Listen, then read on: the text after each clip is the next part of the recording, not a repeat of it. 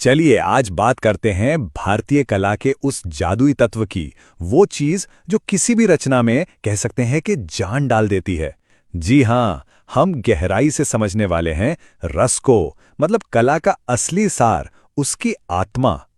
क्या कभी ऐसा हुआ है कि कोई गाना सुनते हुए या कोई कविता पढ़ते हुए या मान लीजिए कोई फिल्म का सीन देखते हुए इंसान बस सब कुछ भूल जाए? जब रोंगटे खड़े हो जाते हैं, दिल जोरों से धड़कने लगता है, बस वही जो अनुभव है ना, वही गहरी सी फीलिंग, असल में वही तो रस है।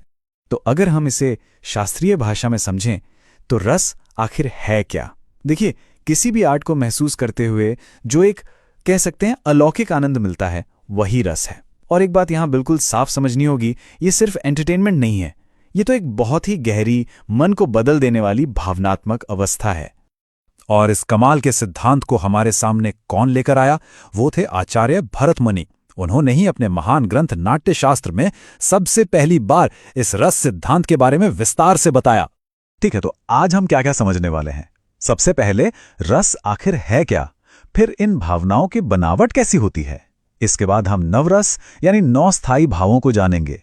फिर देखेंगे कि कविता में रस कैसे काम करता है, और आखिर में ये भी देखेंगे कि ये पूरी अवधारणा समय के साथ कैसे बदली। तो चलिए शुरू करते हैं। तो पहला सवाल, कोई भी आर्ट, कोई भी कलाकृति हमारे मन में ये भावनाएं जगाती कैसे है? असल में इसके पीछे एक पूरा स्ट्रक्चर है।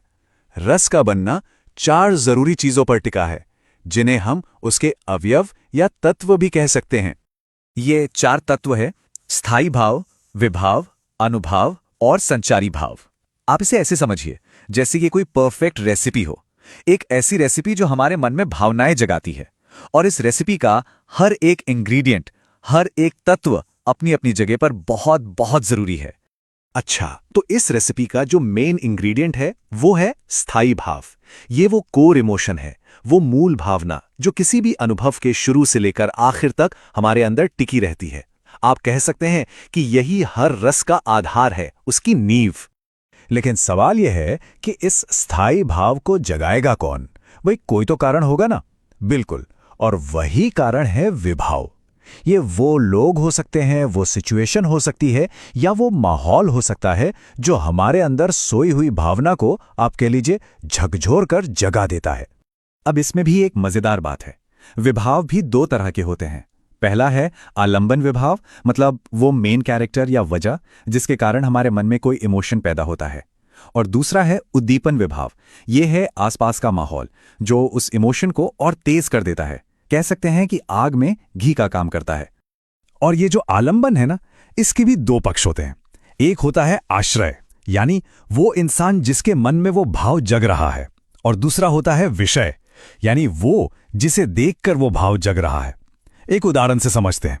जैसे राम जो विषय हैं को देखकर सीता जो आश्रय हैं के मन में प्रेम का भाव जागा। सिंपल।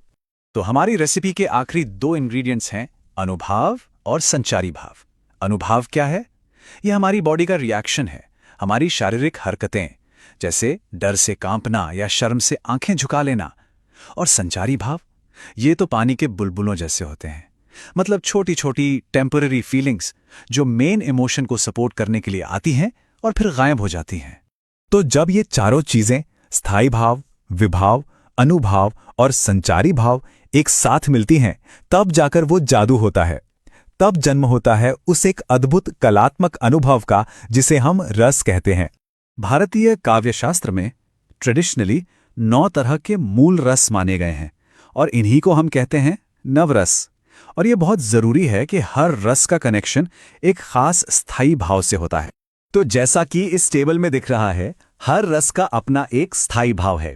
जैसे श्रृंगार रस का स्थायी भाव है रति, मतलब प्रेम। वीर रस का स्थायी भाव है उत्साह, और करुण रस का स्थायी भाव है शोक। देखा जाए तो हर भावना का अपना एक अलग ही रंग है, एक अलग ही फ्लेवर है। चलिए, थ्योरी तो बहुत हो गई।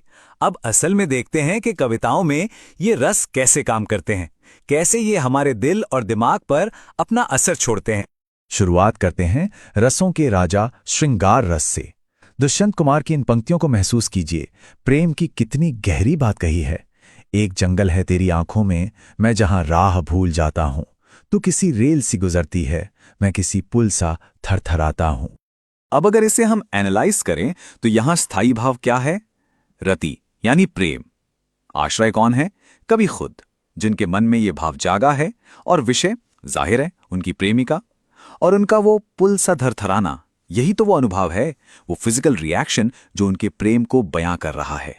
तो चलिए अब श्रृंगार की उस कोमल दुनिया से बाहर आते हैं और महसूस करते हैं वीर रस का जोश, उसकी एनर्जी।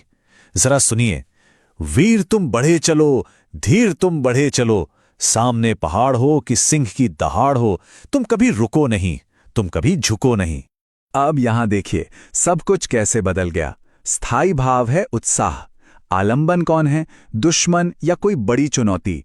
और सिंह की दहाड़, ये है उद्दीपन जो उस उत्साह को और बढ़ा रहा है। और वीर का वो आगे बढ़ना, न झुकना, ये है उसका अनुभव जो उसके जोश को एक्शन में बदल रहा है। एक सवाल ये भी उठता है कि क्या रसों की गिनती हमेशा से 9 ही थी? जी नहीं, रस का ये सिद्धांत रुका हुआ नहीं था। ये भी समय के साथ और विकसित हुआ और ज्यादा समृद्ध हुआ।